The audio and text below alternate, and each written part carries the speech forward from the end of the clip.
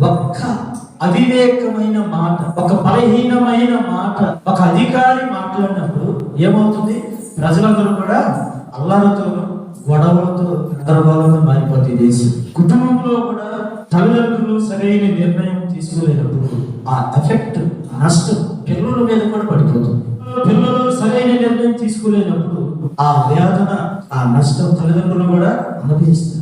ఆత్మ సంబంధమైన విషయాలలో, దైవికమైన సంబంధమైన విషయాలలో ఒకవేళ నీ ఇంట్లో ఉన్నవారు దైవికమైన సంబంధమైన నిర్ణయానికి అంగీకరించకపోతే వారిని ఎదిరించైనా దేవుని చిత్తాన్ని మనం అప్పగించుకునేదము గాక.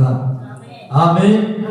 షడ్రకు, మేషకు, అబేద్నెగోలు వారు రాజును సైతం ఎదిరించి దైవ నిర్ణయానికి వారు అప్పగించుకున్నారు. ఆమేన్. దేవుని నిర్ణయానికి అప్పగించుకోకుండా వాళ్ళకి సమాజానికి భయపడి నువ్వు చేయవలసిన దేవుని చిత్తం చేయకుండా రాజ్యం పడుతూ లోకానుసారం వెళ్ళిపోతూ ఉంటే ఆ వ్యక్తి దేవుడికి కాదు కదా, ఎవరు